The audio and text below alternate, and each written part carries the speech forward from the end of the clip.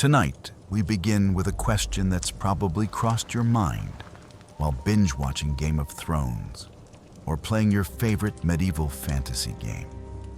What would it really be like to be a knight in the Middle Ages? Forget the castles and chivalry Hollywood sold you. Forget the gleaming armor and noble quests. Forget every romantic notion you've ever had about mounted warriors riding off into glorious sunsets. Because here's the truth, nobody wants to tell you. Being a medieval knight wasn't about honor and glory. It was about surviving in 50 pounds of metal while everyone around you tried to kill you in the most creative ways possible.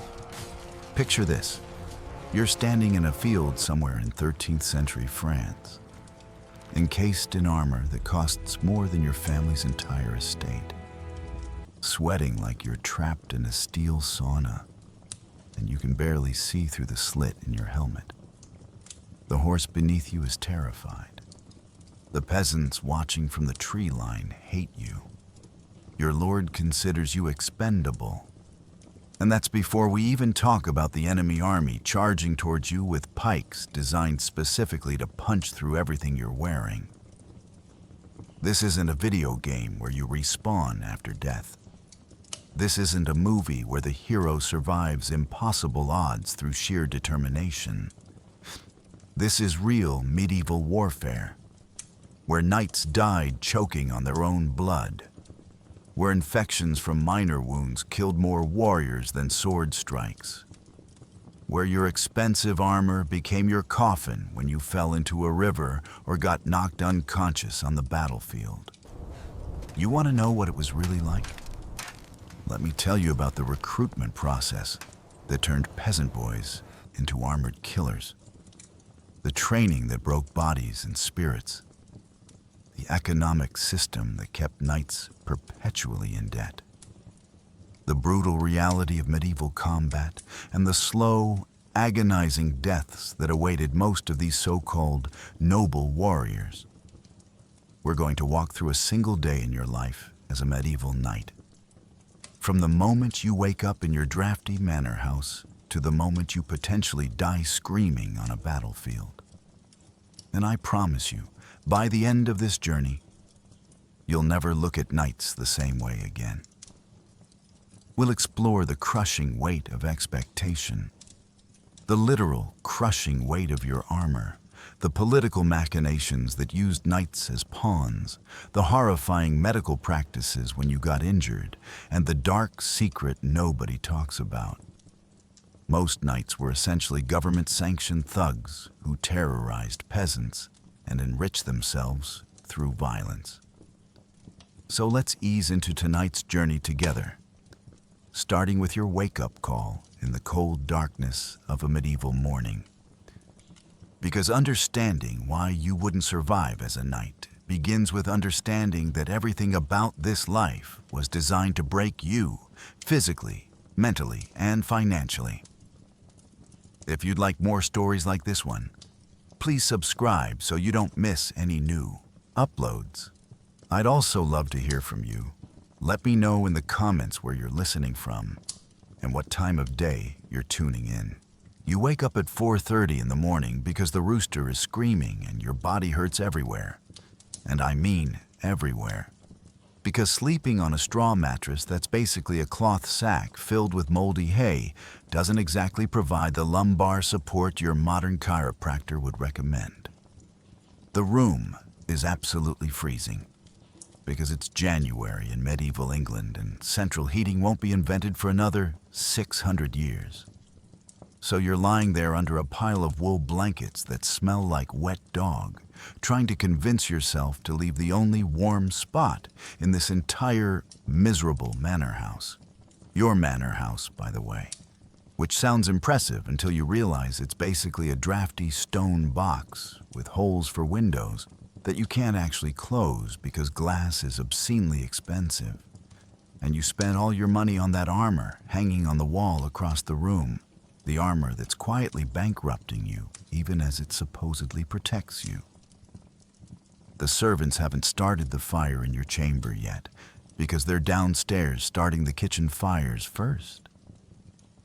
which means you get to experience the special medieval pleasure of seeing your own breath indoors while you contemplate whether being a knight is really worth all this suffering.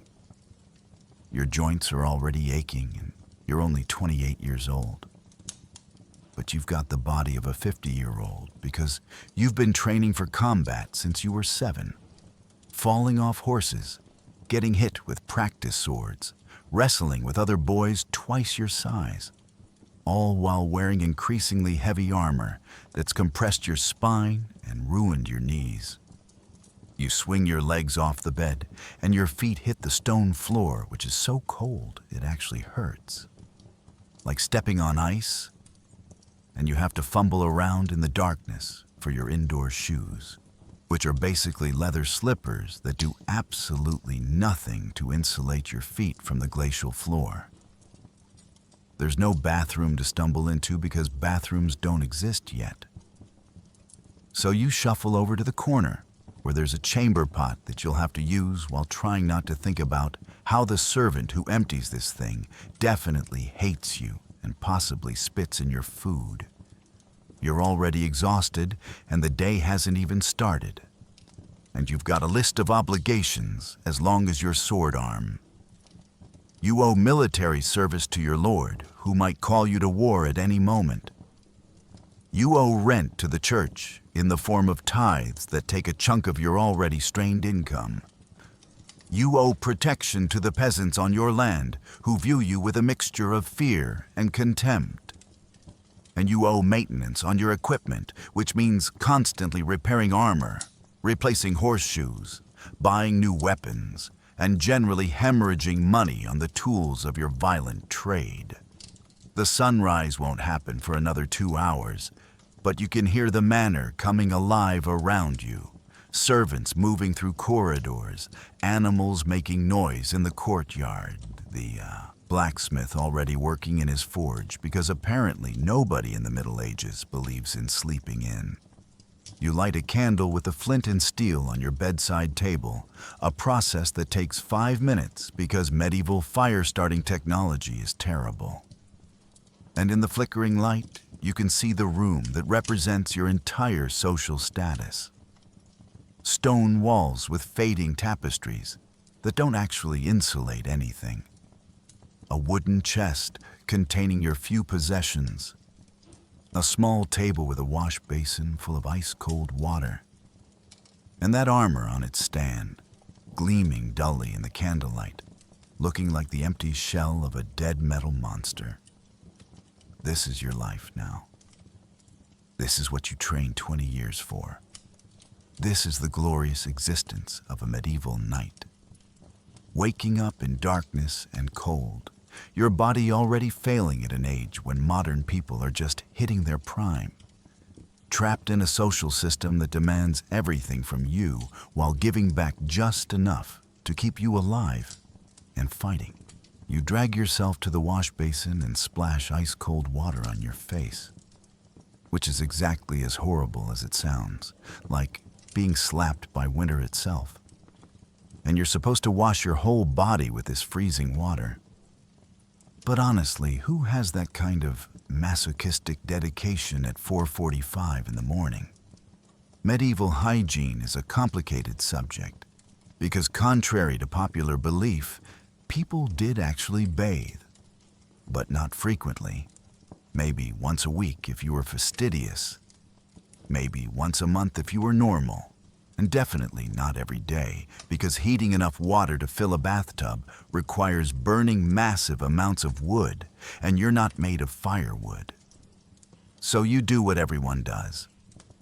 You splash the important parts, you try not to smell too bad, and you accept that by modern standards, you absolutely reek of body odor, wood smoke, horse sweat, and that indefinable medieval funk that comes from living in a world without deodorant or regular laundry. Your servant knocks and enters carrying your daywear, which isn't nearly as exciting as it sounds because you're not putting on armor yet. That comes later. Right now, you're getting dressed in the medieval equivalent of business casual. a linen undertunic that goes all the way down to your knees, woolen hose that tie to your belt because elastic won't be invented until the 19th century, a longer woolen tunic that goes over everything, and a leather belt from which hangs your eating knife because you carry that everywhere since forks aren't really a thing yet, and you need something to spear your food. The servant helps you dress because some of this stuff is genuinely difficult to put on by yourself, all the ties and laces and adjustments. And there's no false modesty in the Middle Ages. Everyone sees everyone else naked or nearly naked on a regular basis, because privacy is a luxury that basically doesn't exist. Once you're dressed, you look like every other minor noble in England. Respectable but not flashy, warm but not comfortable, clothed but not exactly stylish by any objective standard. The servant also brings you a cup of warm ale, because drinking water is often contaminated, and medieval people have figured out that fermented beverages are safer, even if they don't understand the science of why boiling water during the brewing process kills pathogens. The ale tastes like liquid bread and has a low alcohol content, maybe 2 or 3%. Just enough to give you a slight buzz if you drink several cups, but not enough to get you actually drunk. And you down it quickly because it's one of the few warm things you'll experience this morning. Now comes the fun part. You have to go to the chapel for morning prayers because you're a good Christian knight, and missing prayers would be both socially unacceptable and potentially dangerous for your immortal soul. Or at least, that's what the priest keeps telling you. You throw a heavy woolen cloak over your shoulders, grab your walking stick because the courtyard is muddy and treacherous, and head out into the pre-dawn darkness where the wind immediately cuts through every layer you're wearing and reminds you that medieval clothing is basically useless against actual cold. The courtyard is chaos. Servants rushing around preparing for the day, horses neighing in the stables, chickens pecking at the frozen ground looking for food that isn't there, dogs barking at shadows, and somewhere a pig is screaming because this is the Middle Ages. And there's always a pig screaming about something. You slosh through mud that's ankle-deep in places, past the well where a servant is drawing water, past the smithy where the blacksmith is already working on repairing someone's damaged armor, past the kitchen where smoke is pouring out of the door, and you can smell bread baking, which is literally the only pleasant smell in this entire compound. The chapel is a small stone building attached to the main manor house. Basically a room with an altar and some benches. And it's somehow colder inside than it is outside because stone retains cold like a refrigerator. And you file in with your household knights, your squire, your servants, and everyone else who lives in or near the manor, because attendance is mandatory. And the priest takes notes on who shows up. The morning prayer service lasts 45 minutes. Which feels like 45 hours because you're standing the entire time on a stone floor that's conducting cold directly into your bones through your leather shoes. And the priest is droning on in Latin, which you sort of understand if you concentrate, but mostly you just let the words wash over you while you think about breakfast and try not to fall asleep standing up. Medieval Christianity isn't the gentle, forgiving religion you might practice today. It's an omnipresent force that controls every aspect of your life, tells you what to think, how to behave, when to fight, who to fight, and exactly how much money you owe the church for the privilege of not being excommunicated.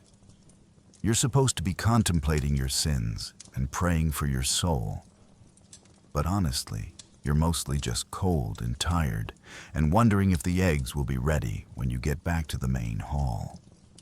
The priest finishes with a blessing that you barely hear.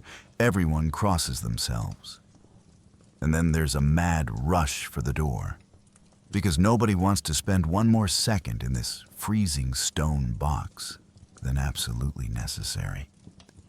Back across the muddy courtyard, back through the chaos of animals and servants, back into the main hall, which is marginally warmer thanks to the massive fireplace that's been burning since the servants woke up at 4 in the morning. The main hall is where you live most of your life, when you're not fighting or sleeping. It's a large room with high ceilings, long wooden tables, benches, tapestries on the walls that are supposed to provide insulation, but mostly just catch fire occasionally. And that massive fireplace that never quite heats the whole space evenly, so you're either too hot if you're close or too cold if you're far away. Breakfast is waiting. Porridge made from oats and barley. Bread that's already going stale because medieval bread doesn't have preservatives and goes hard within a day. Cheese that's been aging in the cellar and has a smell that could wake the dead. Some kind of meat that might be salted pork or might be something else entirely. And more ale because, again, water is risky and ale is safer. You sit at the high table because you're the lord of this manor, which means you get slightly better food and a chair instead of a bench. But don't get too excited because the food is still bland by modern standards since spices are expensive and salt is literally valuable enough to pay people with. Everyone eats quickly and efficiently because there's work to do. You've got to train with your squire, inspect your equipment, meet with your steward about manor business, possibly resolve disputes between peasants, and prepare for the very real possibility that your lord will summon you to war with basically no notice. Medieval life operates on a knife's edge of subsistence, where one bad harvest means starvation, one outbreak of disease means death, one call to war means leaving your manor in the hands of your wife or steward and hoping everything doesn't fall apart while you're gone. You finish your breakfast, wipe your knife on the bread because that's what everyone does, and stand up to begin the actual work of being a knight, which starts with making sure your extremely expensive armor hasn't rusted overnight and your extremely expensive horse hasn't died of some mysterious horse disease. Your squire approaches, a teenage boy from another noble family who's been sent to learn the arts of war by serving you. And he's eager and nervous and absolutely terrified of disappointing you, because his entire future depends on learning how to be a knight from you. The man who's barely holding his own life together. You head to the armory, which is a separate building where all the weapons and armor are stored, because keeping sharp objects and expensive metal near the living quarters is asking for theft. And as you walk through the morning light, which is finally starting to brighten the sky, you can see your peasants heading out to the fields to begin their back-breaking work.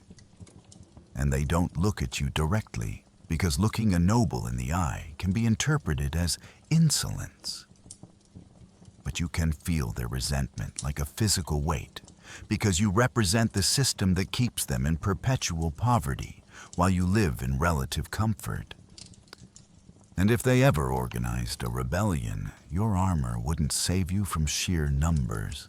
The armory smells like metal, oil, and old leather, a combination that would probably make you nostalgic if you weren't currently worried about the rust spots you noticed on your breastplate last week, which your squire was supposed to handle but apparently didn't.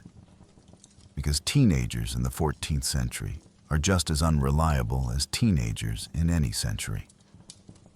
Your armor is hanging on its stand in the corner, a full suit of plate armor that cost roughly the equivalent of a luxury car in modern money. And it represents not just your fighting capability, but your entire social status, because a knight without armor is just a guy on a horse, which anyone can be. But a knight in full plate is a walking fortress, an instrument of war, a visible symbol of power that separates you from the common soldiers who fight in leather and padded cloth and die screaming when your lance punches through their inadequate protection. You run your hands over the metal, checking every strap, every buckle, every articulated joint. Because if something fails in combat, you don't get a do-over.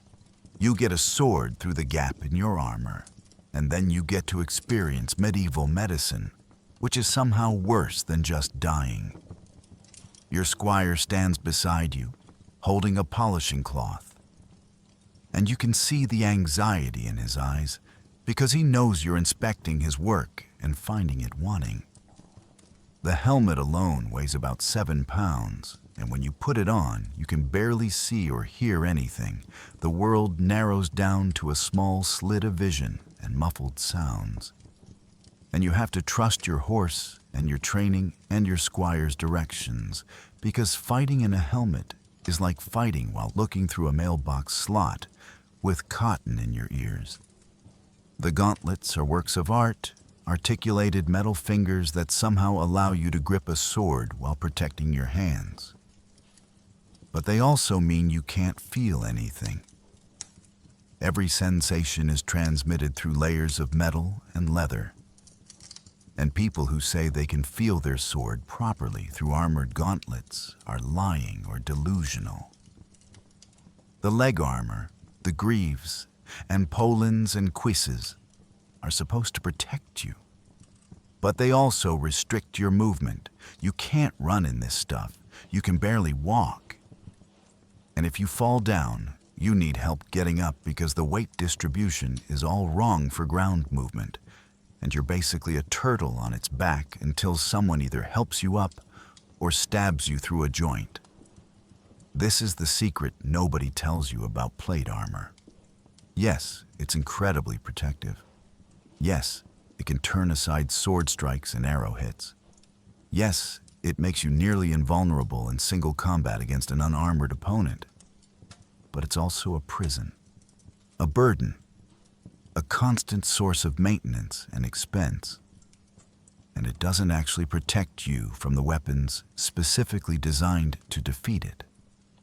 Warhammers, maces, poleaxes.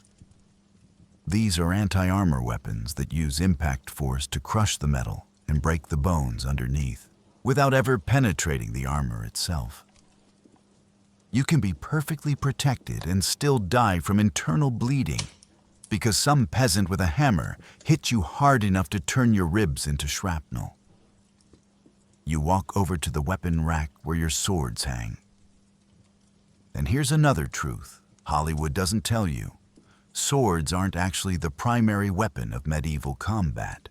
They're backup weapons, sidearms, the medieval equivalent of a pistol that you carry when your primary weapon breaks or gets stuck in someone's body. Your real weapons are the lance for mounted charges, the poleaxe for on-foot fighting, and maybe a mace for close quarters work, because swords are actually pretty bad at getting through armor, and medieval combat is all about armor. Still, you check your sword's edge. Make sure the grip is solid, because there will come a moment in battle when this is the only thing standing between you and death. And it needs to be perfect. Your squire has laid out your practice armor, the older, cheaper set that you wear for training, because wearing your good armor for practice is how you ruin your good armor. And you start the laborious process of putting it on, piece by piece, strap by strap. And it takes nearly half an hour even with your squire's help. And you're already sweating before you've done any actual training. Training begins in the inner courtyard where there's a quintain set up, which is basically a rotating wooden post with a shield on one side and a sandbag on the other, designed to teach you how to hit a target from horseback without getting smacked in the head by the sandbag when the whole thing spins around after you strike it. You mount your destrier, which is the medieval term for a war horse, and not to be confused with the much smaller palfreys or rounceys used for travel. And this animal is a 1,500-pound beast bred specifically for carrying armored men into combat, which means it's aggressive, expensive, and has a tendency to bite people it doesn't like. Getting onto a horse while wearing 50 pounds of armor is its own special challenge. You need a mounting block or someone to boost you up because jumping while armored is basically impossible. And once you're in the saddle, you need to find your balance all over again because armor changes your center of gravity in weird ways. Your squire hands you a practice lance, which is still a 12-foot wooden shaft with a blunted tip that could absolutely kill someone if you hit them wrong. And you walk your horse to the starting position while trying to remember everything you've been taught about mounted charges. The key to jousting or charging is timing and aim. You need to couch the lance under your arm at exactly the right moment. Aim for the center of the target. Keep your body aligned with the horse's movement and brace for impact, because even hitting a wooden shield creates enough force to knock you off balance if you're not prepared. You dig your heels into the horse's flanks and the destrier surges forward, going from walk to canter to gallop in seconds. And you're trying to aim while the whole world is bouncing and your helmet is limiting your vision and your lance feels like it weighs 1,000 pounds. You hit the shield perfectly. There's a solid thunk of wood on wood. And then the sandbag swings around and slams into your shoulder hard enough to nearly knock you out of the saddle. And this is with a practice quintain.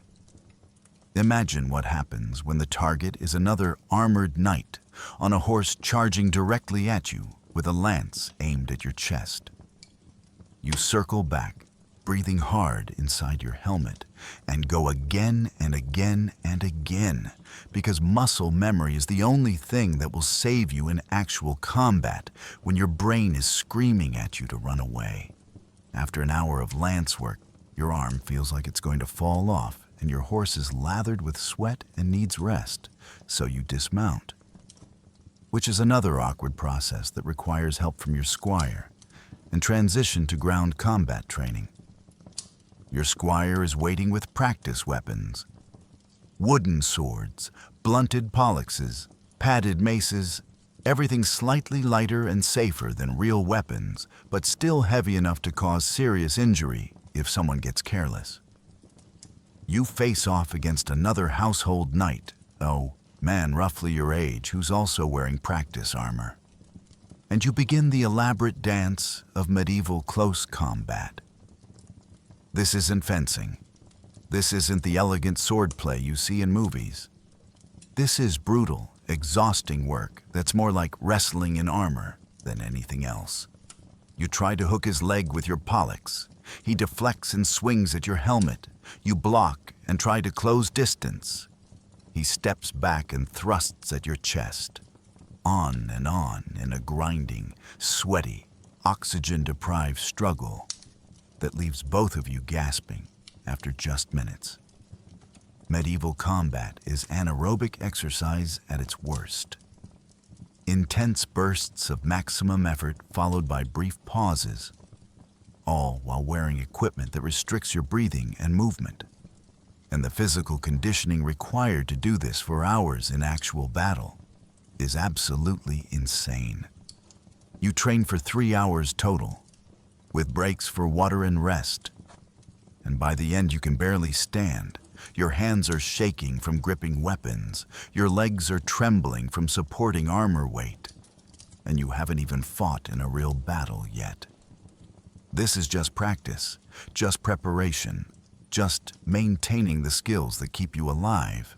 And you have to do this several times per week, or your abilities degrade and you become a liability on the battlefield, which is how knights die and bring shame to their families. By midday, you've stripped off your practice armor and you're sitting in the great hall trying to eat lunch while your entire body screams in protest. Every muscle sore, your shoulders bruised from lance impacts, your hands blistered from weapon grips. and you still have the entire afternoon ahead of you dealing with the administrative nightmare of running a manor. Being a knight isn't just about fighting. It's about being a landlord, a judge, a tax collector, and a manager all rolled into one exhausted package. And nobody prepared you for this part during your years of combat training. Your steward approaches with a stack of wooden tally sticks and wax tablets covered in scratches that represent accounts, rents, obligations, and problems. So many problems. The mill needs repair, and the miller is saying it will cost 3 shillings, which you don't have because you just spent 8 shillings on new horseshoes and armor maintenance. The peasants in the eastern field are complaining that their plow broke and they need a new one. But plows are expensive, and if they can't plow, they can't plant. And if they can't plant, there won't be crops. And if there aren't crops, everyone starves, and you don't collect rent. There's a dispute between 2 peasant families over a boundary line in their strips of farmland. And both sides want you to adjudicate, and whichever side loses will hate you forever. But you can't ignore it, because unresolved disputes lead to violence, and violence disrupts the harvest. The church representative has arrived to collect tithes, and he's not leaving until he gets his 10% of everything your manor produces, which feels like robbery, but you can't refuse, because the church has power that even nobles fear. And excommunication means eternal damnation, plus social exile, plus economic ruin. Your wife needs money for household expenses. Your children need new clothes because they keep growing. Your mother-in-law, who lives with you because medieval people don't have retirement homes, needs medicine from the apothecary. For her mystery illness that's probably just old age, but might be something contagious. You're doing mental math constantly, trying to figure out how to pay everyone what they're owed while still having enough to maintain your equipment and feed your household and save something for emergencies. And the numbers never quite add up. They never add up. Which is why most knights are perpetually in debt to Jewish moneylenders, because the church forbids Christians from charging interest, but someone has to provide credit, and Jewish communities fill that role while accepting the social consequences. You spend 2 hours listening to complaints, making decisions, calculating expenses, and generally wanting to die because this is somehow more exhausting than combat training. At least combat training is straightforward. You hit things until they stop moving. But manor management is an endless bureaucratic nightmare where every decision has consequences and every solution creates new problems. The steward finally leaves, and you have exactly 30 minutes to yourself before you need to attend to your military obligations. So you sit in your chair by the fire and try to relax, but your mind keeps racing through problems. What if your lord calls you to war tomorrow? What if the harvest fails this year? What if your horse dies and you can't afford a replacement? What if your armor needs major repairs? What if your son doesn't pass his training and fails to become a knight and you've wasted years of investment in his education? What if? Medieval life is fundamentally precarious for everyone. But it's especially precarious for knights because you're caught between the nobility above you who make demands and the peasants below you who depend on you. And you're expected to maintain a lifestyle and level of military readiness that costs far more than your lands actually generate in income. You're not wealthy. You're not even comfortable. You're just barely staying afloat while trying to project an image of stability and power. And the stress is literally killing you. Your hair is going gray even though you're not even 30. You've got an ulcer from stress that causes constant stomach pain. And you know knights who've had complete mental breakdowns from the pressure and had to retire to monasteries just to survive. The messenger arrives just after lunch, riding hard and covered in road dust.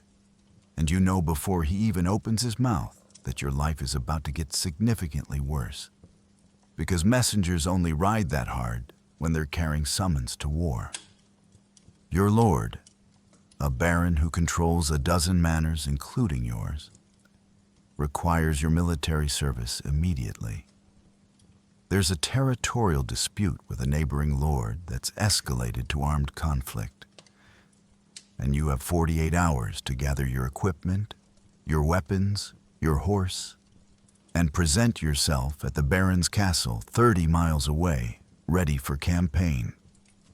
This is the moment you've been training for your entire life, and also the moment you've been dreading your entire life. Because medieval warfare isn't glorious. It's not honorable. It's not the chivalric adventure stories make it out to be. It's muddy, bloody, diseased, terrifying chaos where knights die just as easily as peasants, and your expensive armor just makes you a more valuable target. You dismiss the messenger with instructions to get food and rest, then immediately start making preparations because 48 hours sounds like a lot of time. But it absolutely isn't when you need to organize a military expedition. First, you need to gather your retinue. As a knight, you don't fight alone. You bring servants, squires, men-at-arms, and maybe a few peasant levies if your lord requires it, which means you're responsible for equipping and feeding multiple people for an unknown duration. Your wife immediately starts organizing supplies: dried meat, hard cheese, dried fruit, bread that will last a few days, ale in leather bottles, medical supplies, which are basically bandages, and wine, because medieval medicine is useless. Your squire begins the process of preparing your war horse and your combat armor. The good armor, the expensive armor that you've maintained obsessively because your life depends on it. Your household knights, the men who owe you service just as you owe service to your baron, receive their own summons and start their own preparations. And there's a grim efficiency to everyone's movements, because this isn't anyone's first campaign. You spend the afternoon going through your equipment systematically, checking every strap on your armor, sharpening your sword even though you probably won't use it, preparing your lance and making sure you have backups, packing your mace and war hammer, gathering your shield, which is painted with your family's coat of arms and has taken damage in previous battles that you've repaired as best you can. You pack a spare set of clothes, a cloak for cold weather, your prayer book because you're definitely going to need divine intervention, and a small amount of money in case you need to buy supplies on the road. Your wife is crying quietly while she works because she knows the statistics. In any given medieval military campaign, approximately 10% of knights don't come home. And that's not even counting the ones who come home maimed, diseased, or psychologically destroyed by what they've experienced. You try to comfort her, but what can you say that isn't a lie? You might die. You probably will be injured. You will definitely see things that will give you nightmares for years. And there's nothing noble or glorious about it. You're going because you're obligated to go, and refusing means losing your lands, your title, and possibly your life. That evening you have a final dinner with your family, and it's awkward and sad because everyone knows you might not see each other again. And medieval people don't have the emotional vocabulary to process these feelings in healthy ways. So you just eat in silence and try not to think about all the ways you could die in the coming weeks. Your children are too young to understand what's happening. Your wife is trying to be strong. Your household is trying to pretend everything is normal. and you're sitting there wondering if this is the last time you'll ever eat a meal in your own hall. You depart at dawn, riding out of your manor with your small retinue following behind. Your squire on a smaller horse, 2 men-at-arms in padded armor carrying pole arms, and a servant leading a pack horse loaded with supplies. Your wife and children stand in the courtyard watching you leave, and you wave once, but don't look back, because if you look back, you might not have the courage to keep going. And courage is really just doing what you're supposed to do, even when you're absolutely terrified. The road to your baron's castle is 30 miles of medieval infrastructure, which means it's basically a mud track with occasional stretches of old Roman road if you're lucky. And you're making maybe 3 miles per hour because your war horse is carrying you in full armor, plus its own armor, which is another 50 pounds of metal. And you can't push too hard or the horse will be exhausted before you even reach the assembly point. Medieval travel is mind-numbingly slow and uncomfortable. You're sitting in a saddle for 10 hours. Your armor is chafing even through the padded undergarments. The sun is beating down and turning your steel shell into an oven. And every few miles you have to stop to rest the horses and drink water and adjust equipment. You pass through several villages along the way, and the peasants watch you with the same mix of fear and resentment you saw in your own peasants. Because a night passing through means someone might demand food or lodging, might harass the local women, might steal livestock, and there's nothing anyone can do about it because you're armed and armored, and they're not. Medieval society runs on violence or the threat of violence, and you're one of the designated violence doers, which means you have power, but also means you're complicit in a system that brutalizes the majority of humanity.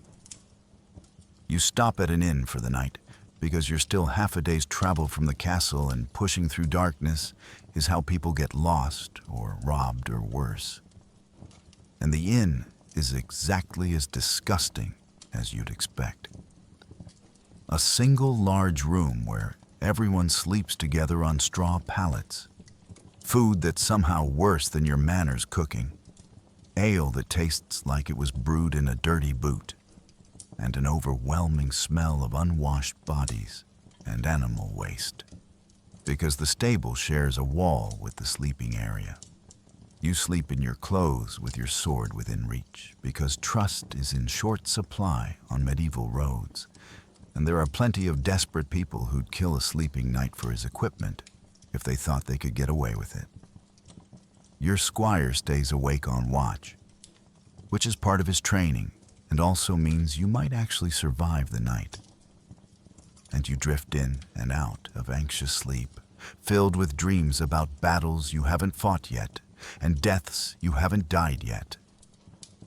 Morning comes too early and you're sore, tired, and increasingly dreading the actual combat part of this campaign because the traveling is bad enough and it's supposed to be the easy part. You reach the Baron's castle by mid-afternoon and find it already crowded with knights and their retinues. Dozens of armored men with hundreds of supporting personnel, horses everywhere, tents being erected in the muddy fields outside the castle walls, weapons being sharpened, armor being repaired, and an atmosphere of grim determination mixed with barely suppressed fear. You find your designated area, set up your tent, which is really just a canvas sheet stretched over poles that provides almost no protection from weather, and wait for the Baron to brief everyone on what exactly you're all doing here and who you're fighting and why. Though honestly, the why rarely matters in medieval warfare. It's always about land, money, and some nobleman's pride. The Baron's briefing happens in the castle's great hall, and it's exactly as chaotic as you'd expect when you cram 50 armored knights and their commanders into a space designed for maybe 30 people. Everyone's talking over everyone else. The heat from body warmth and fireplaces is unbearable. and you're trying to hear the Baron's plan over the noise while also being jostled by other knights in full armor, which is like being in a very aggressive metallic mosh pit. The situation is this. A neighboring lord has claimed a strip of contested land that the Baron also claims. Negotiations failed. Insults were exchanged. Honor demands satisfaction. And now approximately 200 armed men are going to kill each other over maybe 500 acres of mediocre farmland that probably isn't even worth the cost of the campaign. The Baron's plan is straightforward because medieval military strategy isn't exactly sophisticated. We march to the disputed territory. We offer battle. If they accept, we fight. If they decline, we burn their villages and steal their livestock until they're forced to fight. And the winner gets the land, plus ransom money from captured enemy knights. You're listening to this plan and realizing that you're basically signing up to be a war criminal by modern standards. Because burning villages means killing or displacing peasants who have nothing to do with this dispute. Stealing livestock means starving people next winter. And the entire operation is predicated on the idea that might makes right, and whoever wins the battle deserves the land, regardless of actual legal claims. But you can't object because objecting means questioning your Baron's decision, which means questioning your own loyalty, which means possibly losing your lands and title, so you nod along with everyone else and pretend that this makes sense, and that you're excited to potentially die for a piece of land you've never seen.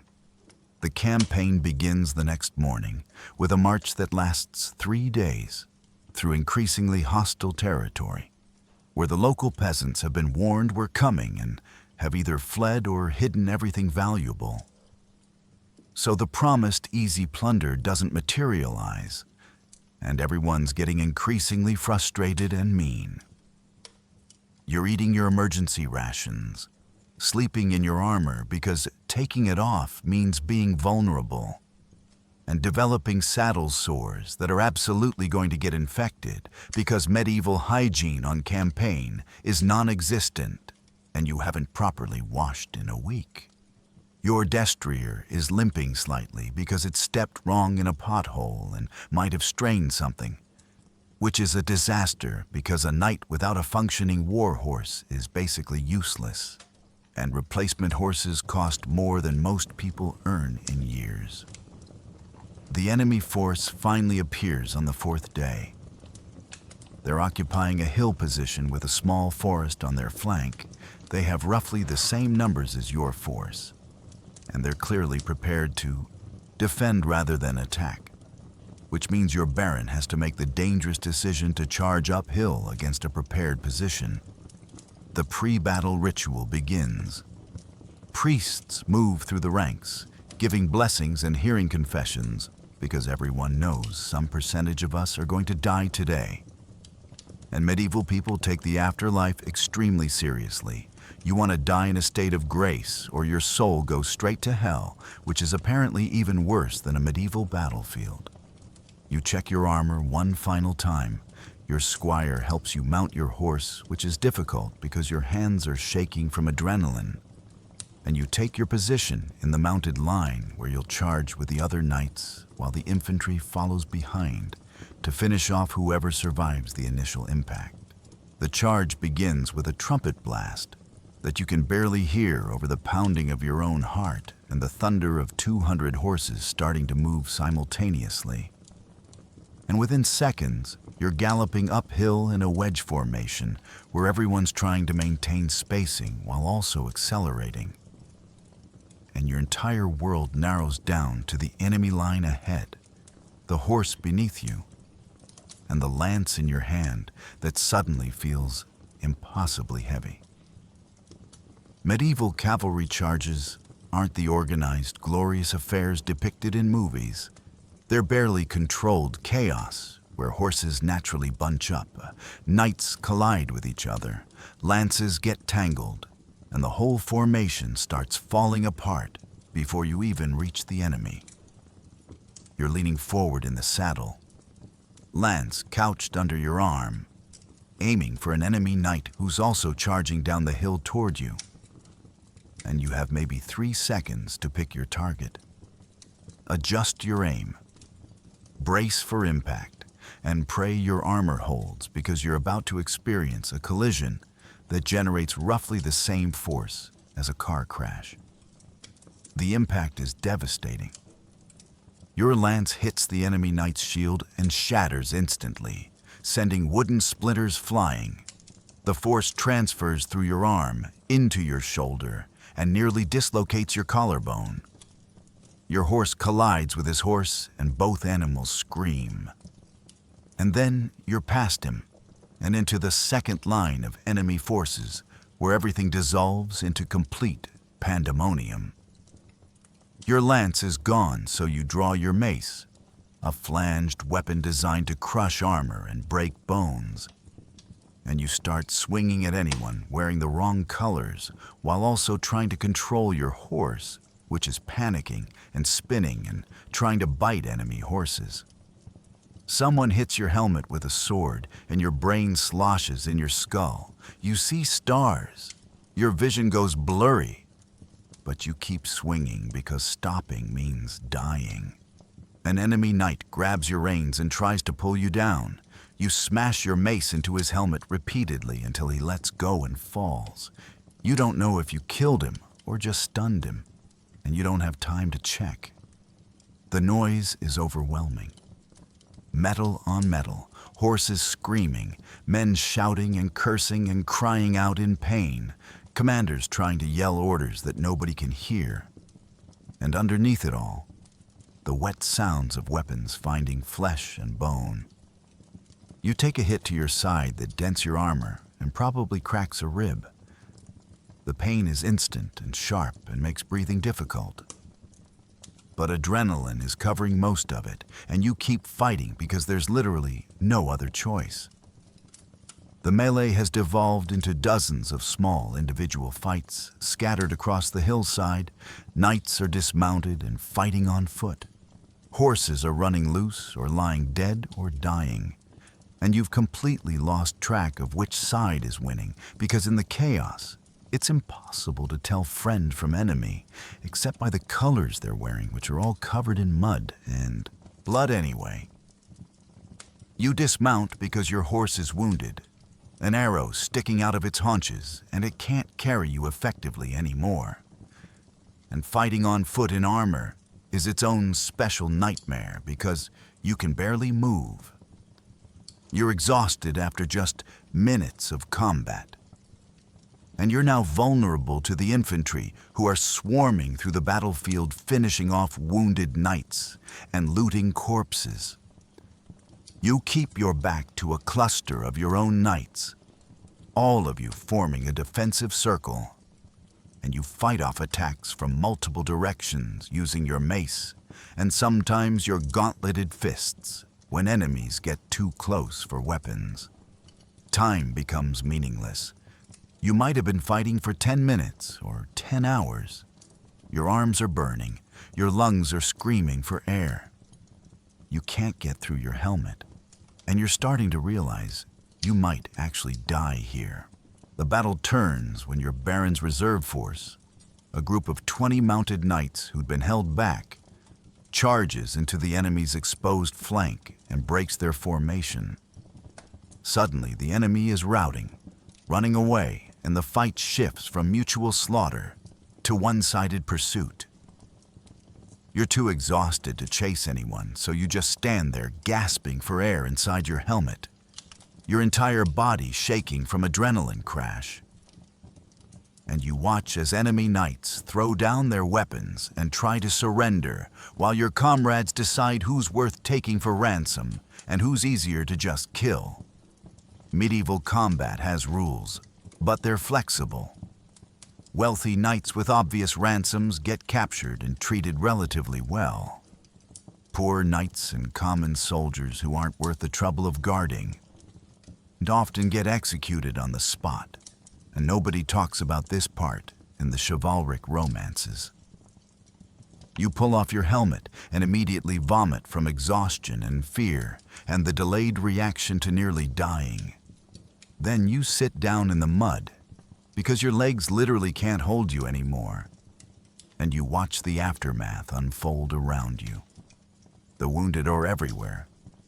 Knights with crushed limbs from mace hits, soldiers with deep cuts that are bleeding out, horses screaming and thrashing with broken legs that mean they'll have to be killed. And the surgeons who travel with armies are moving through the carnage trying to save who they can, which isn't many because medieval medicine is essentially useless for battlefield trauma. Your squire finds you sitting in the mud and immediately starts checking you for injuries. Your side is badly bruised and probably has cracked ribs. Your shoulder is partially dislocated from the lance impact. You have a concussion from the helmet hit, various cuts and bruises all over, but nothing immediately life-threatening, which makes you incredibly lucky. Other knights weren't lucky. You can see bodies in your faction's colors lying motionless on the battlefield. Knights you trained with, ate with, men who woke up this morning and will never wake up again. And their deaths mean nothing except their families lose their breadwinners, and their lands might get absorbed by other nobles, and the cycle continues. The battle lasted maybe 2 hours from charge to rout, but the consequences will ripple for years. Widows and orphans and maimed veterans, and economic disruption and cycles of revenge that spawn new conflicts. You're helped to your feet and guided to the Baron's command area, where the captured enemy knights are being held for ransom, and you recognize some of them. Men you've met at tournaments or social gatherings. And there's an awkward moment where you're all pretending this is normal and civilized, when you were just trying to kill each other minutes ago. Medieval warfare is weird like that. Knights fight each other brutally, then negotiate ransoms over wine like it's a business transaction, which it essentially is. War is an economic activity for the noble class, where you invest in equipment and hope to profit from ransoms and plunder. Your Baron is ecstatic because they won. He'll get the disputed land plus ransom money from prisoners, plus whatever plunder the troops manage to loot from enemy baggage. And he's already planning a feast to celebrate the victory while you're just trying not to pass out from pain and exhaustion. You find a relatively clean patch of ground, collapse onto it, and spend the next hour just breathing and processing the fact that you survived, which doesn't feel like triumph. It feels like random chance and undeserved luck. The victory feast happens that evening in a hastily erected pavilion because the Baron wants to celebrate immediately. And you're sitting at a trestle table eating roasted meat that you can barely taste because your jaw hurts from the helmet impact, and you're still processing the trauma of watching men die inches from you. The other knights are drinking heavily and telling exaggerated stories about their exploits during the battle, each tale getting more heroic with each retelling. And you're supposed to participate in this ritual masculinity, but you just feel empty and sore and vaguely nauseated. Medieval military culture demands that you act like battle is exciting and glorious, that you're honored to have participated, that you do it again tomorrow. But inside you're thinking about the knight whose skull you crushed with your mace, wondering if he had children, wondering if his death accomplished anything meaningful, or if you just murdered someone over a property dispute. You drink ale to dull the physical pain and the psychological horror. And you watch the Baron hand out small monetary rewards to knights who distinguish themselves, which is supposed to make up for the risk of death, but actually doesn't, because money is temporary and death is permanent. The celebration continues past midnight with increasingly drunk knights arm wrestling and singing bawdy songs, and you finally excuse yourself, claiming your injuries need rest, which is true, but also you just can't stand being around the performative joy anymore. You limp back to your tent where your squire has prepared a bedroll and is waiting to help you out of your armor. And the process of removing the dented, blood-stained metal reveals the full extent of your injuries. Massive bruising across your torso where the armor took impacts. Your shoulder is swollen and barely mobile. Various cuts that need cleaning before they get infected. And everything hurts with a deep, bone-level ache that you know from experience will last weeks. Your squire cleans your wounds with wine, which burns like fire, and probably doesn't actually help because medieval people don't understand antiseptics, but at least you're doing something. You lie down on your bedroll in just your underclothes and try to sleep, but every position causes pain, and your mind keeps replaying moments from the battle in vivid, unwanted detail. The sound of your mace connecting with that knight's helmet, the screaming horse with the arrow in it, the face of the enemy knight who tried to drag you from your horse. All of it cycling through your brain on repeat. This is what they don't tell you about being a knight, that the psychological damage can be worse than the physical damage, that you'll carry these memories forever, that you'll dream about the battles for years, that every violent act leaves a mark on your soul that prayer and confession can't fully erase. You eventually drift into fitful sleep and dream about drowning in mud while armored, unable to move, unable to breathe, just slowly suffocating while battle rages around you. And you wake up gasping and disoriented in the darkness of your tent, with your squire asking if you're all right.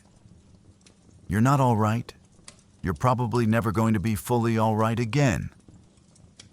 But you tell him you're fine because showing vulnerability to a subordinate isn't acceptable in medieval military hierarchy. So you lie there in the dark, listening to distant celebration sounds, wondering how many more battles you'll have to survive before age or injury finally forces you to retire from this nightmare profession. The campaign continues for another week because winning one battle doesn't end a war. You still have to occupy the disputed territory, garrison some strong points, and deal with the remaining enemy forces that retreated rather than surrendered. Which means more marching, more camping in terrible conditions, and more opportunities to die from disease rather than combat. Medieval military campaigns kill more men through dysentery, typhus, and infected wounds than through actual fighting. And you're watching your comrades develop fevers and stomach ailments that will kill some of them slowly and miserably over the coming weeks. Your own wounds are healing poorly because you're still sleeping in armor, still riding daily, still doing everything that prevents proper rest. And the cut on your arm that seemed minor is showing signs of infection. Red, swollen, hot to touch, leaking pus that smells wrong. You show it to the army surgeon who looks at it for approximately 5 seconds and recommends either leeches to balance your humors or amputation if it gets worse. And neither of these options inspire confidence in medieval medical knowledge. You choose leeches because at least you get to keep your arm, and you spend an afternoon with blood-sucking creatures attached to your wound while the surgeon explains his theory about bad blood and humor imbalance, none of which is scientifically accurate, but at least he seems confident. The occupation phase of the campaign is boring and tense. You're garrisoning a small fortified manor in the disputed territory with 20 other knights and 100-foot soldiers. And your job is basically to intimidate the local population into accepting your baron's authority, while also watching for enemy counterattacks. The peasants in this area hate you because you represent the invading force that just destroyed their lives, burned some of their villages, and killed some of their men. And you can feel their hostility every time you patrol through the area. You're not defending innocent people here. You're an occupying soldier enforcing your baron's will through the implicit threat of violence. And it makes you complicit in a system of oppression that you've stopped trying to justify. The days blur together. Guard duty, patrols, training to maintain readiness, dealing with minor disputes and crimes among your own troops who are bored and mean, and taking out their frustrations on the local population in ways you're supposed to prevent but can't always stop. 2 of your foot soldiers get caught assaulting a local woman, and you have to decide their punishment. And the options are flogging, hand amputation, or hanging. Because medieval military justice is brutal and designed more to maintain discipline than to deliver actual justice. You choose flogging because it's the least permanent punishment, and you need every soldier you have. But you're aware this makes you part of the problem. You're enabling bad behavior through inadequate consequences, and the woman gets no real justice. Just the cold comfort that her attackers got whipped. You hate this. You hate every aspect of this occupation. You hate that being a knight means being an enforcer for a fundamentally unjust system. And you're starting to understand why some knights retire early to monasteries. They're not seeking spiritual enlightenment. They're fleeing the moral weight of their actions. Your baron finally releases you after 3 weeks of occupation, and you ride home with your diminished retinue. One of your men-at-arms died from infected wounds. Your destrier is permanently lame from the battle injury and will need to be retired, which means buying a replacement you can't afford. And you're returning to a manor that's been neglected in your absence and probably has its own crisis waiting. You arrive home after a month away to find your manor in mild chaos. The harvest is behind schedule because you took men away for military service. There's a dispute with a neighboring manor over water rights that your steward couldn't resolve without you. The mill did break and repairs cost twice what the estimate said. And your wife is exhausted from managing everything alone, while also worrying you were dead. You don't even get to rest. You immediately have to deal with accumulated problems, make decisions about resource allocation, and figure out how to pay for your destroyed military equipment, while also covering the manor's operating costs and the unexpected expenses that accumulated during your absence. Your armor needs extensive repairs. The breastplate has a huge dent that needs to be hammered out and possibly requires replacement panels. Several straps broke and need replacing. The entire suit needs cleaning and oiling to prevent further rust. And this will cost somewhere between 5 and 10 shillings, which is roughly a month's income from your entire manor. Your horse is permanently lame and needs to be put out to pasture and replaced. And a new destrier costs between 15 and 20 pounds, which you absolutely do not have. So you'll need to borrow money from a Jewish moneylender in the nearest town and spend years paying back the loan with interest. The casualties from your retinue need to be addressed. The family of your dead man-at-arms expects some kind of compensation, which isn't legally required, but is customarily done to maintain loyalty among your other troops. So you arrange for his widow to work in your manor's kitchen with guaranteed food and shelter, which is something but not much. You're essentially broke, in debt, physically injured, psychologically traumatized, and facing years of work just to get back to the precarious financial position you were in before the campaign. And this is after a victorious campaign where you survived and your side won. Imagine how much worse it would be if you'd lost or been seriously wounded or captured for ransom. You sit down with your wife and explain the financial situation, and watch her face fall as she realizes you're going to have to cut household expenses, reduce the food budget, delay any improvements or repairs that aren't absolutely critical, and generally live even more frugally than before. She doesn't complain because medieval women have limited options, and divorce isn't really a thing, and she's stuck with you for better or worse. But you can see the disappointment and worry in her eyes, and it adds to the growing weight of guilt and inadequacy you carry. Your children barely recognize you because you were gone during important weeks of their young lives. And your son, who's supposed to be training as a page, looks at you with something between fear and awe because you're covered in fading bruises and moving stiffly, and you look like the war-damaged veteran you've become. You try to be a father and a husband, but you're so exhausted and sore and mentally elsewhere that you're basically a ghost in your own house, physically present but emotionally absent. And you know this is damaging your family relationships, but you don't have the energy or emotional capacity to fix it. That night you lie in your own bed for the first time in a month, and it should feel comfortable, but it doesn't. You're too used to sleeping in armor on hard ground. And when you finally fall asleep, you have the same nightmare about drowning in mud and wake up shouting, which terrifies your wife and makes you feel even more broken.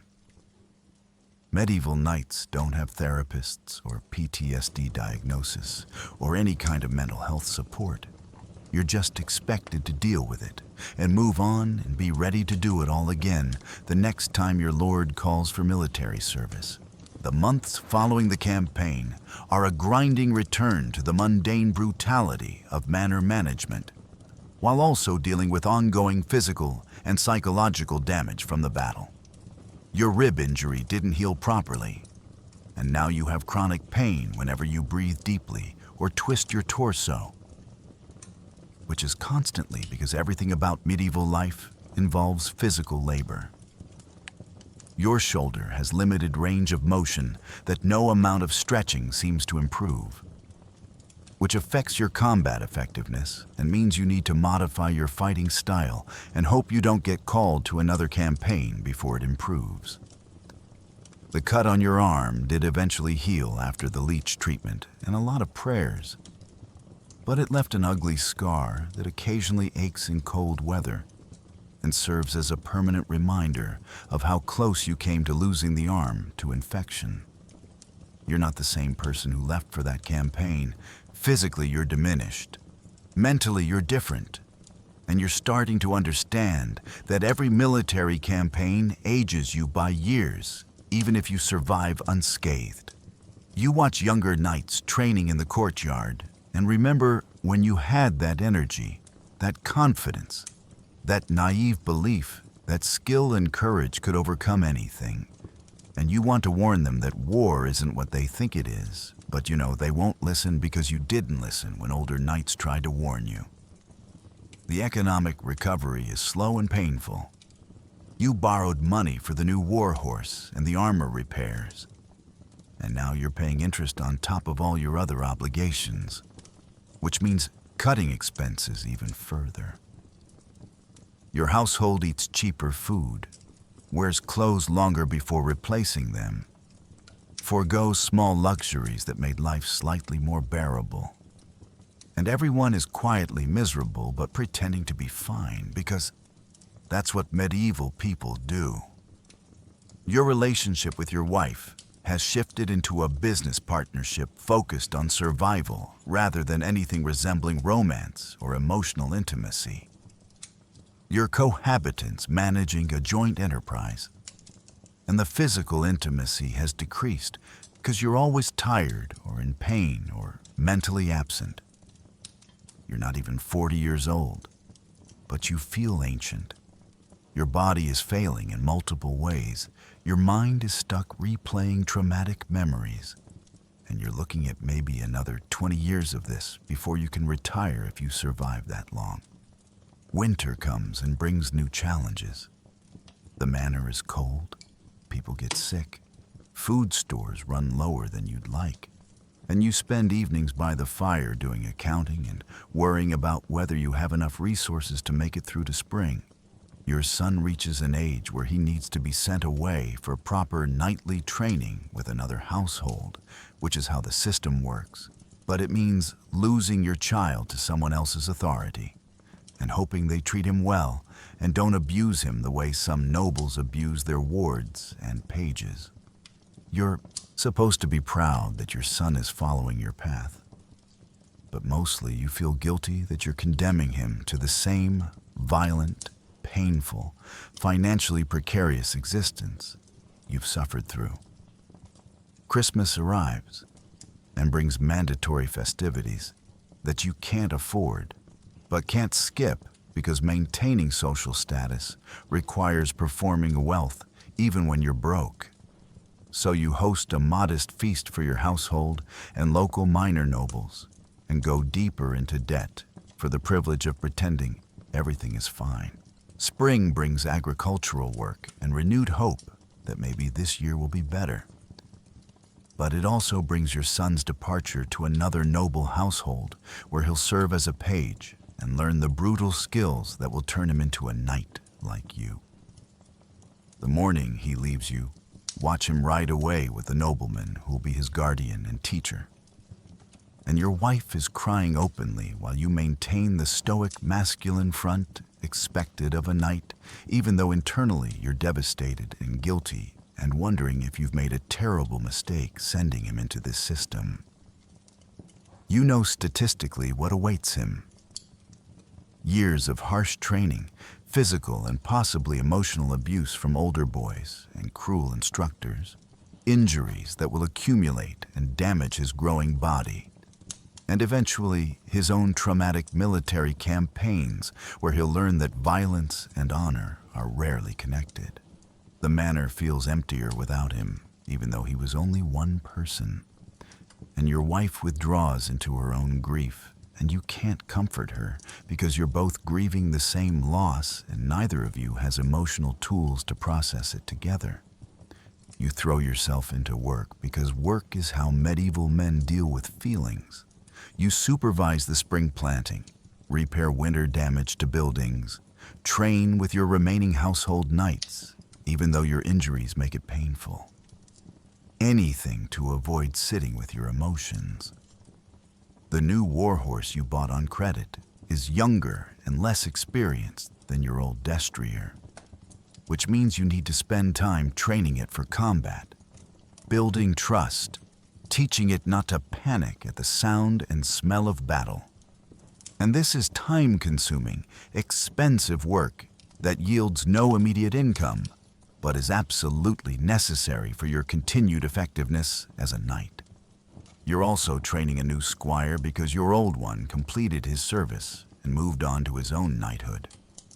And this new boy is eager but clumsy, and you have to teach him everything from basic horsemanship to armor maintenance, to the unwritten social codes that govern knightly conduct. It's exhausting being responsible for someone else's education and development when you can barely manage your own problems. But this is part of the system. You trained under someone. Now you train someone. The cycle continues. Your injuries continue to be a problem. You develop arthritis in your sword hand from years of gripping weapons, the climate and age combining to make your joints ache constantly. And you start using a walking stick on bad days, which is humiliating for someone who's supposed to be a warrior. Other knights your age are dealing with similar decline. You're all slowly breaking down from accumulated damage, comparing injuries and ailments like elderly people, even though you're supposedly in your physical prime. The summer brings a new crisis. There's a lawsuit over that property boundary dispute that you thought was settled. But one of the peasant families appealed to a higher authority, and now you have to travel to the nearest major court and defend your decision, which means more time away from the manor, more expenses, more stress. Medieval legal systems are complicated and contradictory. You've got feudal law, church law, royal law, and local customs all competing. And navigating this requires either expertise you don't have or paying for a legal representative which you can't afford. So you muddle through as best you can and hope the judge is sympathetic. The case drags on for weeks. You're stuck in a town you don't like, spending money on lodging and food. And eventually the judge rules partially in your favor, but awards the peasant family some compensation which you have to pay. So nobody's happy and you've wasted time and money on a dispute that shouldn't have escalated this far. You're in your mid-40s now, and the decades of violence and stress have turned you into a physical wreck by medieval standards. Which means you're probably not going to see 50, because life expectancy for people in your profession drops significantly after 40. Your body is a catalog of injuries. The rib that never healed right, the shoulder with limited motion, the arthritic hands, the chronic back pain from years of wearing armor, the hearing loss in one ear from combat noise, the scars covering your arms and torso, and a new problem where your knees occasionally just give out without warning, which is terrifying when you're walking downstairs or riding a horse. You've transitioned from active knight to semi-retired administrator who mostly manages the manor and rarely fights. And this should feel like relief, but instead feels like failure, because your entire identity was built around being a warrior. And now your body has betrayed you and stripped away that identity. Your wife has aged too, worn down by childbirth, manual labor, stress, and the general harshness of medieval life. And you look at each other across the dinner table and see two middle-aged people who've been ground down by a system neither of you chose or can escape. Your son is now a full knight himself, serving another lord. And you see him occasionally at social gatherings and barely recognize him. He's become hard and cynical and damaged in all the same ways you are. The cycle perpetuating itself.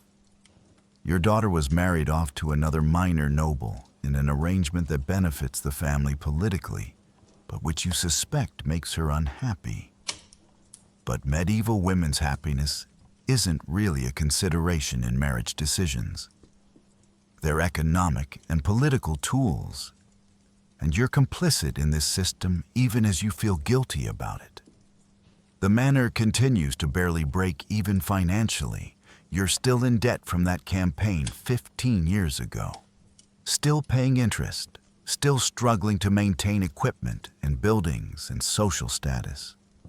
And you're starting to realize you'll die in debt and pass that debt to your son, who's already struggling with his own military obligations. You develop a persistent cough that won't go away, probably from years of breathing in battlefield smoke and dust and the mold in your drafty manor. And the physicians can't do anything about it except prescribe more leeches and prayer, which predictably don't help. You're not alone in your decline. All the knights your age are falling apart in similar ways. And there's a grim camaraderie in comparing ailments and remembering battles and wondering if any of it meant anything. Medieval warfare didn't accomplish much in the grand scheme of history. Most of the territorial disputes you fought in were resolved and then redisputed and then resolved again. The land changed hands multiple times. Peasants suffered and died regardless of who owned what. And the only consistent winners were the high nobility, who could afford to lose and still remain wealthy. You attend the funeral of a knight you fought alongside in multiple campaigns. He died from infected leg ulcers that started as a minor wound and spread despite amputation. And you look at his body in the church and realize that's probably how you'll die too. Not gloriously in battle, but slowly and painfully, from accumulated damage and medieval medicine's complete inability to heal chronic conditions. The priest talks about honor and heaven and God's plan, and you want to believe it, but mostly you just feel tired and cheated by a system that promised glory and delivered only pain. You're in your late 40s now and know you're living on borrowed time. Most knights don't make it this far, and the ones who do are usually too broken to function effectively. And you're definitely in the broken category, with your collection of ailments that would fill a medical textbook if medical textbooks existed and were accurate. Your lord summons you one final time for military service. There's another territorial dispute that's escalated to war. And you have to make the humiliating admission that you're physically incapable of serving in combat anymore. Your body simply cannot handle the demands of armored warfare. And you're offering to send your household knights and pay the required monetary substitute instead of serving personally. This is allowed under feudal law, but it's also shameful by knightly standards. You're supposed to serve personally until you literally die. And admitting weakness means accepting that your warrior identity is completely finished. Your lord accepts your substitute service with barely concealed disdain. And you know your social standing has just dropped significantly because you've revealed yourself as a broken tool. And medieval society doesn't have much use for broken tools. You spend your days now managing the manor, mediating disputes, doing accounts, all the bureaucratic work that you used to do in addition to military service, but which now occupies your full attention because you can't do anything else. Your body continues its decline. The cough has gotten worse, and you're now coughing up blood occasionally, which is definitely not good. But medieval physicians are useless, so you just accept it and keep going. You've developed tremors in your hands that make writing difficult, either from nerve damage or stress or just accumulated trauma. And you watch your hands shake while you hold a quill, and remember when those hands could grip a sword for hours without fatigue. The manor's finances have improved slightly because you're not spending money on military equipment and campaigns. But you're still in debt and will be until you die. The interest compounds faster than you can pay principal. And you've accepted that your son will inherit debt along with land. Your wife's health is also failing. She's developed some kind of wasting illness that makes her weak and thin. And you're both just waiting for death now. Neither of you will say it out loud, but you both know this is the end stage of life. You're both in your 40s, but feel 70. And medieval medicine can't help, and prayer doesn't seem to work, and you're just enduring day by day. You think about your life sometimes, trying to find meaning in all the violence and suffering, and you can't find any that satisfies you. You fought in multiple campaigns that accomplished nothing permanent. You killed men whose names you never learned. You enforced an oppressive system that kept peasants in poverty. And what do you have to show for it? A dying body, a pile of debt, and children who are repeating your mistakes because the system gives them no other options. The local priest visits and talks about how your suffering has spiritual meaning, how your service to your Lord mirrors Christ's service to God, how your place in society is divinely ordained. But you're past believing any of that. You've seen too much randomness and cruelty to believe in divine order. And mostly, you just want the pain to stop. You're bedridden now. The combination of infected lungs, general organ failure, and accumulated trauma finally catching up with you in your 49th year. And you're dying slowly in your manor house, surrounded by your wife and remaining household members who can't do anything except watch and pray. The priest comes daily to give you last rites repeatedly, because medieval people are terrified of dying unshriven and going to hell.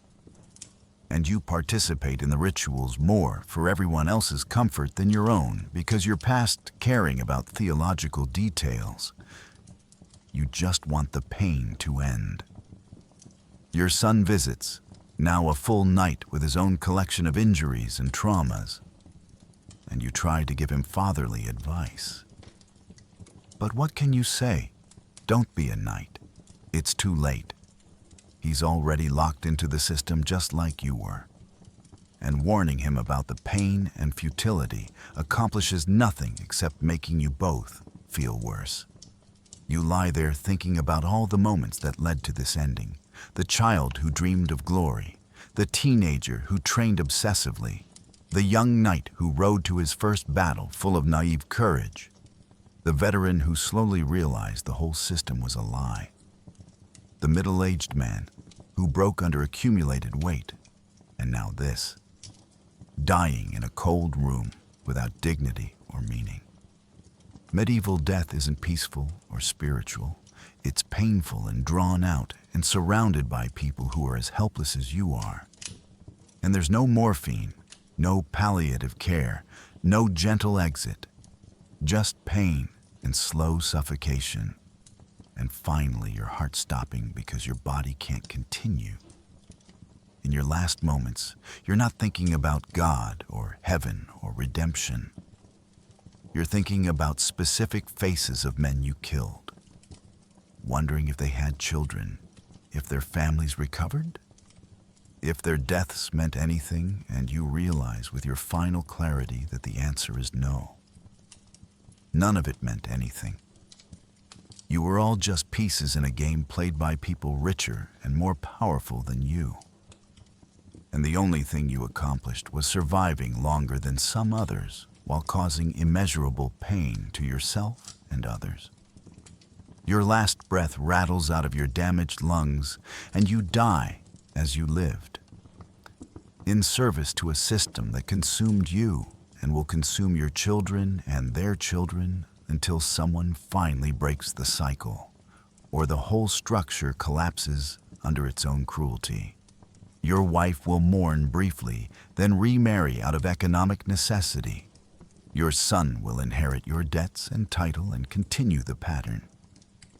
Your daughter will remain trapped in her political marriage. The peasants you ruled will barely notice you're gone, except possibly with relief. And the grand system of medieval knighthood will continue grinding up young men and spitting out corpses and calling it honor. And this is why you wouldn't survive a day as a medieval knight. Not because the first day would kill you, but because every single day would slowly kill you until there was nothing left but broken meat and expensive armor. And that's the truth nobody tells you when they talk about the glory days of chivalry and knights in shining armor.